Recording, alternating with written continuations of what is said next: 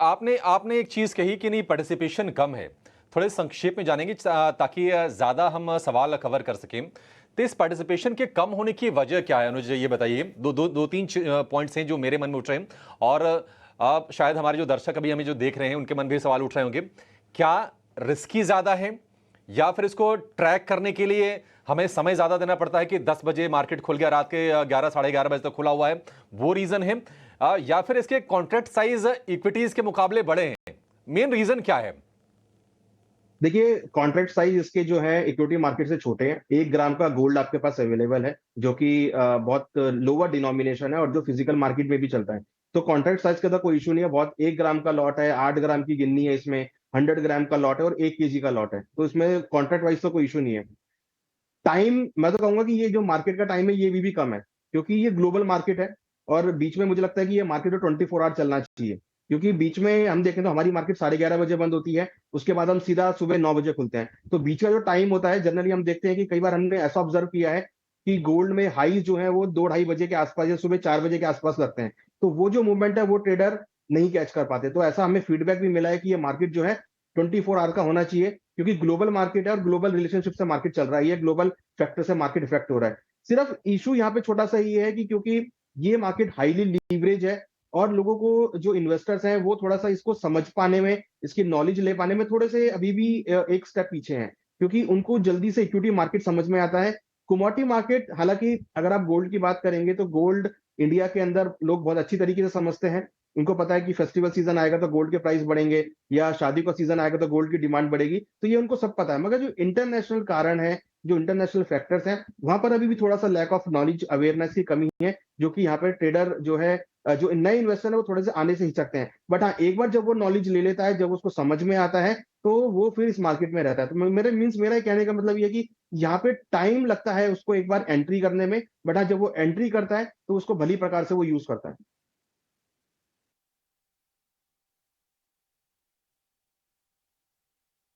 तो अनुज कह रहे हैं कि नहीं, ये जो समय है ना अभी भी कम है। मतलब 9 बजे से खुल के रात के 11:30 बजे तक खुलना ये भी कम है। 24 hour round the clock trading होनी चाहिए। और ये भी अनुज ने कहा कि लोग अभी अवेयर नहीं है। अच्छा, ये गोल्ड महाकुंभ करने का हमारा मकसद ही यही है कि लोग इससे परिचित हों, लोगों का पार्टिसिपेशन बढ़े, लोगों के पास ज्ञान बढ़े। और इस ज्ञान संगम में आज महाकुंभ के जरिए डुबकी लगाने का हम मौका अपने दर्शकों को भी दे रहे हैं। जय, आप कोई पॉइंट ऐड करना चाह रहे हैं? जी जी अभिषेक, देखिए जो आपने सवाल पूछा, मुझे लगता है कि आज आज कमोडिटी, स्पेशली अगर गोल्ड सिल्वर की बात करें, तो कोई Indian house hold gold silver बेहतर समझता है बजाय शेयर मार्केट के। आज आप किसी भी एक फैमिली मेम्बर से पूछ लीजिए कि गोल्ड का भाव क्या है, सिल्वर का भाव क्या है, उसे पता होगा। बल्कि उसे ये नहीं पता होगा कि इन्फोसिस या रिलायंस का भाव क्या चलता है। तो प्रॉब्लम जो मुझे समझ में आता है वो ये है कि हम अवेयरनेस के लिए जितना हमें एफर्ट डालना चाहिए, वो एफर्ट मिसिंग है। आज इक्विटी मार्केट में पेनिट्रेशन इतना बढ़ा है क्योंकि एक्सेस टू इन्फॉर्मेशन आप बहुत अवेलेबल है। आप चाहे सोशल मीडिया पे जाएं, गूगल करें, यूट्यूब देखें, आपको इक्विटी मार्केट के लिए अगर आप एक इन्फॉर्मेशन चाहते हैं तो आपको वहाँ पे 100 इन्फॉर्मेशन अवेलेबल है।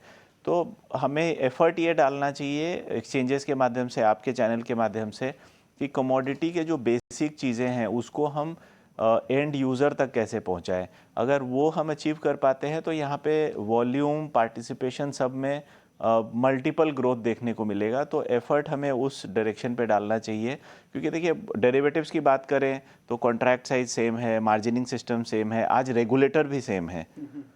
तो जो एक चीज़ लैकिंग है कि एंड यूज़र को पता नहीं है कि मुझे इसमें ट्रेड कैसे करना है। तो अवेयरनेस की बहुत कमी है। आई थिंक वहाँ पे ज़्यादा एफर्ट होना चाहिए। इस पॉइंट पे मैं आगे चर्चा करूंगा, लेकिन नीतिन जी आपसे एक मैं सवाल पूछना, आपको लग रहा है ऑलरेडी इतने एक्सटेंडेड आवर्स है कमोडिटी ट्रेडिंग के, इसको बढ़ाना अभी सही समय है? क्योंकि भले ही वॉल्यूम में इजाफा दिख रहा है, लेकिन अभी भी पार्टिसिपेशन की काफ़ी कमी है, उस तरह के अवेयरनेस लेवल नहीं है, लोगों तक हम पहुँच नहीं पाए हैं। इस पर आप क्या कहें? मैं आपके पिछले सवाल के साथ लिंक करके इसका आंसर देना चाहूँगा। जय यहाँ बैठे हुए हैं। देखिए, मेरा 20 साल का एक्सपीरियंस है और मैंने लगभग 3 या 4 ब्रोकिंग हाउसेस में काम किया है। मुझे लगता है कि जब तक ब्रोकिंग हाउसेस खुद आगे नहीं आते हैं तब तक कमोडिटीज़ में जो हम लास्ट माइल रीच की बात कर रहे हैं वो मुश्किल है, क्योंकि आज की डेट में क्या होता है सर, 20:1 का मैन पावर रेशियो है। अगर 20 लोग स्टॉक मार्केट के लिए काम कर रहे हैं तो उसमें से एक आदमी जो है आपको रेशियो कमोडिटी का मिलेगा। जय मुझे करेक्ट कर सकते हैं अगर मैं गलत हूँ। और उसमें नहीं आने का उनका कारण क्या होता है कि सर मुझे 7:30 बजे इक्विटी के लिए मार्केट में पहुंचना होता है, ऑफिस में पहुंचना होता है, और अगर मैं 11:30 बजे तक कमोडिटीज में एक्टिव रहूंगा तो it will not be feasible for me to reach office at 7:30 AM and service my client in the equity. तो मुझे लगता है कि कहीं ना कहीं वो इकोसिस्टम के अंदर एक बेसिक जो इंफ्रास्ट्रक्चर की, मैन इंफ्रास्ट्रक्चर की या मैन पावर की जो कमी है वो ब्रोकिंग हाउसेस को आगे बढ़ के उसको पूरा करना पड़ेगा, क्योंकि अवेयरनेस की कोई कमी नहीं है हिंदुस्तान में। सर आप किसी गांव में भी जाएंगे ना और किसी से पूछेंगे सोना क्यों लेते हैं तो वो कहेगा संकट के लिए लेते हैं। तो वो संकट यानी अवेयरनेस है। अब इसी संकट को हम रिस्क कहते हैं, और ये जो रिस्क मैनेजमेंट है ये लास्ट माइल में नहीं है। आदमी जब 8 लाख रुपए देता है और 1 किलो गोल्ड लेता है तो ये कहता है कि मैंने 8 लाख रुपए इन्वेस्ट करके गोल्ड लिया है। वो ये नहीं समझता ये 8 लाख रुपए मार्जिन है और उसको 70 लाख रुपए का वो माल ले रहा है, तो 70 लाख रुपए के वो रिस्क में बैठा है, वो 8 लाख के रिस्क में नहीं बैठा है। तो I think awareness gold silver के इन्वेस्टमेंट के लिए है कि गोल्ड सिल्वर का इन्वेस्टमेंट फ्रूटफुल है, रिटर्न्स देगा, बट उसका रिस्क मैनेजमेंट डेरिवेटिव में कैसे करना है उसकी बहुत हद तक सिस्टम में अवेयरनेस की जरूरत है, जिसकी वजह से आज हम देख पा रहे हैं कि इक्विटी जितना वॉल्यूम कमोडिटीज में नहीं है। हाँ बिल्कुल, इन्वेस्टमेंट की बात अलग है, लेकिन आप डेरिवेटिव में कैसे आप अप्रोच करते हैं, जो वॉलेटिलिटी का जो लेवल होता है उसे आप कैसे मैनेज करना, ये सीखना ज़्यादा जरूरी है। अलग अलग लेवल्स के लोग होते हैं, कि ज्वेलर है जिनके पास ऑलरेडी इन्वेंट्री है, किसी को फ्यूचर में खरीदना है, कोई इंपोर्टर है, कोई रिफाइनर्स है, तो पूरे वैल्यू चेन के अलग अलग स्केल पे, अलग अलग लेवल पे वो लोग काम कर रहे हैं। तो सबके लिए उनके लिए हेजिंग की स्ट्रेटजी अलग अलग क्या हो सकती है, वो कैसे हेज कर सकते हैं, कुछ ऐसे केस स्टडीज वगैरह के जरिए आप बताएं। जी विश्वनाथ जी, देखिए आपने पहला कैटेगरी बताया जो हेजर्स हैं और जिनके पास ऑलरेडी स्टॉक है, तो उनके लिए चिंता की बात क्या रहती है? मैं अगर एकदम लेमन टर्म्स में अगर आपको समझाऊं, भाव गिरने की, तो वो अपने जो होल्डिंग है उसको कैसे हेज करे? तो उनके लिए इजीएस्ट तरीका है वो या फ्यूचर्स सेल कर दें। ओके, फार मंथ 1 महीने आगे का। और अगर मुझे जैसे खरीदना है, मैं इंपोर्टर हूँ, मुझे खरीदना है, फेस्टिवल सीजन की तैयारी करनी है, तो मैं कैसे हेज करूँ? तो आप फ्यूचर की में पोजीशन बाई कर सकते हैं। ओके, लॉन्ग पोजीशन बना सकते हैं, और इस पे या बहुत फिर कुछ डिपेंड ऑप्शंस के जरिए भी जा सकते हैं। ऑप्शंस के जरिए भी जा सकते हैं, लेकिन ऑप्शंस में आपको ये ध्यान रखना जरूरी है कि ऑप्शंस का टाइम वैल्यू होता है। ऑप्शन जैसे जैसे एक्सपायरी के नज़दीक आता है उसका टाइम वैल्यू 0 हो जाता है। ओके, तो वहाँ पे वो ऑप्शन उनके लिए बेहतर होगा जो कुछ तय समय के लिए चाह रहे होंगे कि जब तक इन्वेंट्री हमने खरीद ना ली तब तक के लिए, अगर वो ऑप्शंस को वो उस तरह के लिए यूज़ कर सकते हैं। कुछ लोग होते हैं जो एंड यूज़र हैं या उनका मैन्युफैक्चरिंग है, रिफाइनरी है, तो उनके लिए वो अपना प्रोडक्ट ऑलरेडी बेच चुके होते हैं और उनके लिए एक स्पेसिफिक डिलीवरी टाइम होता है। तो वो डिलीवरी टाइम तक मुझे अपना मार्जिन मेंटेन करने के लिए मैं उसे फ्यूचर्स से हेज करके रखता हूँ। ओके, तो ये तो नॉर्मल एक हेजर हो गए।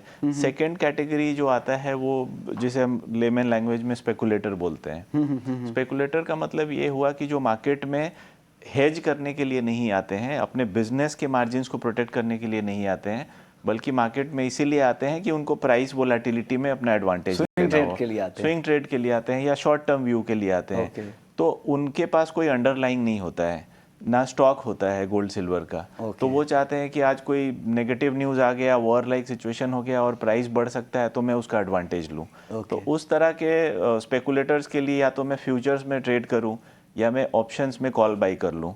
लेकिन अगर इस पे भी कोई फर्स्ट टाइम यूज़र है तो सलाह ये होगी कि उसे कभी भी बड़े कॉन्ट्रैक्ट में नहीं आना चाहिए। आपको मार्केट टेस्ट करना है तो आज बहुत सारे मिनी कॉन्ट्रैक्ट्स अवेलेबल हैं और उसमें भी ऑप्शंस अवेलेबल हैं। तो उसमें आप लिमिटेड कैपिटल के साथ मार्केट की वोलेटिलिटी समझ सकते हैं, रिस्क मैनेजमेंट, M2M मैनेजमेंट समझ सकते हैं। तो ये आपके लिए पहला कदम है कमोडिटीज मार्केट के लिए। बिल्कुल। और